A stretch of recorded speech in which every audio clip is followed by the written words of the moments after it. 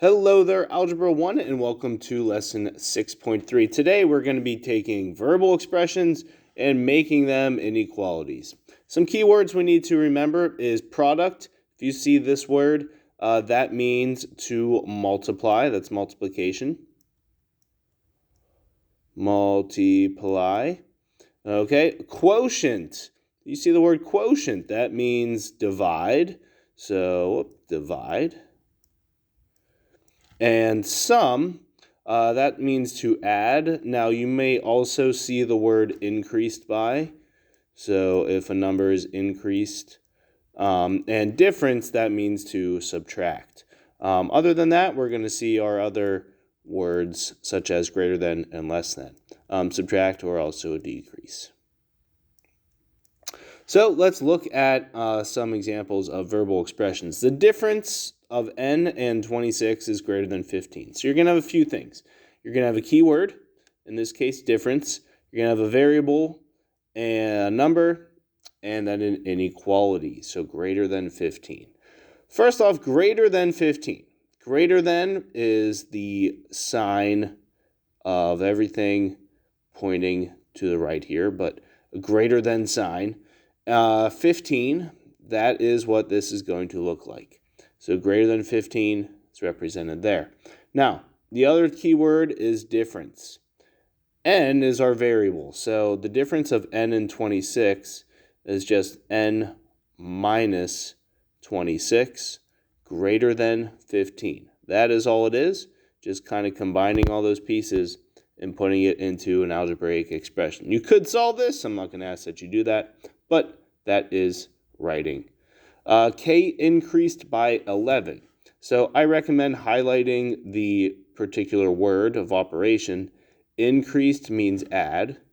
So what we're doing is we're taking K, we're adding 11, and is less than. Less than is this sign here. Here's a fun way I think to think of less than. It's like the letter L, and you just tilt it on its side, and there's less than. So less than 10. Okay, it doesn't say equal to, so we just need the less than sign. So K plus 11, less than 10. Product of R and 6. Product, you can either have R, so times 6. You could also have 6 times R. It does not quite matter. Greater than 42. Okay, so either of those expressions works. You could just have 6R as well. Multiplication is usually implied when you see just a number and a variable right next to each other. But if you have the multiplication sign in there, that's fine. So product, that just means multiply. And again, we have our greater than and 42. So there we go. Difference of n and 13, greater than 12. Difference, so n minus 13, greater than 12. Okay, that is all I'm asking you to do, is write that out. And let's just look at a few more just to kind of get the hang of this. C increased by 8 is this time greater than or equal to. So we need to remember greater than or equal to is this particular sign, has the little bar underneath. So greater than or equal to 44 is that sign there. C increased by 8. So C plus 8 greater than or equal to 44. N decreased by 8. Less than or equal to 23.